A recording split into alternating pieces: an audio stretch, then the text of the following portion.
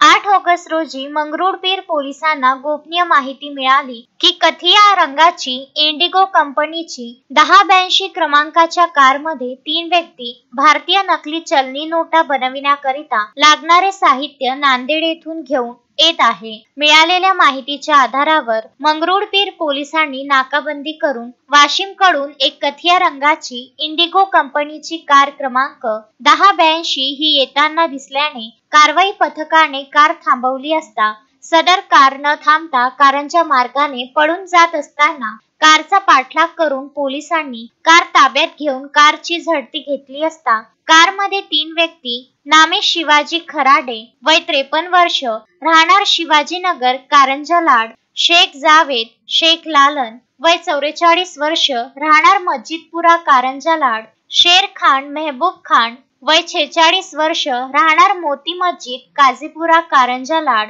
या 3 व्यक्तींची झडती घेतली असता त्यांच्याजवळ एक भुरकट रंगाची बॅग मिळून आली। सदर बॅग मध्ये काळ्या रंगाचे चलनी नोटांच्या आकाराचे कापलेले कागदाचे 16 बंडल मिळून आले। तसेच सदर वाहनांमध्ये एक पांढऱ्या रंगाची प्लॅस्टिक कॅन यामध्ये अंदाजे 2 लिटर द्रव्याने भरलेली कॅन मिळून आली। मिळालेल्या वस्तूंबाबत आरोपींना विचारपूस केली असता चलनी नोटांचे आकाराचे काळे रंगाचे बंडल हे या द्रव्याच्या सहाय्याने नकली 500 रुपयांच्या नोटा तयार करण्यासाठी लागणारे साहित्य आहे असे त्यांनी सांगितले। सदर साहित्य हाजी साहब राहणार नांदेड यांच्याकडून नगदी 1 लाख रुपये देऊन विकत आणल्याचे आरोपींनी कबूल केले। यावरून 3ही आरोपी यांना नकली भारतीय चलनी नोटा तयार करण्याचे साहित्य बाळगल्याबाबत व नांदेड येथील व्यक्तीसोबत संगनमत करून त्यांच्याकडून नकली नोटा तयार करण्याचे साहित्य विकत आणून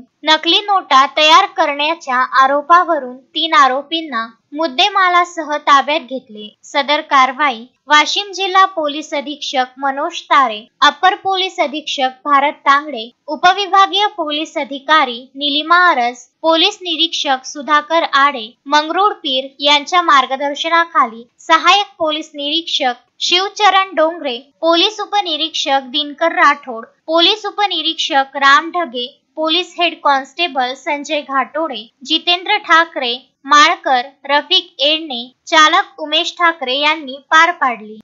अक्षय लोटे, विदर्भ न्यूज, वाशिम।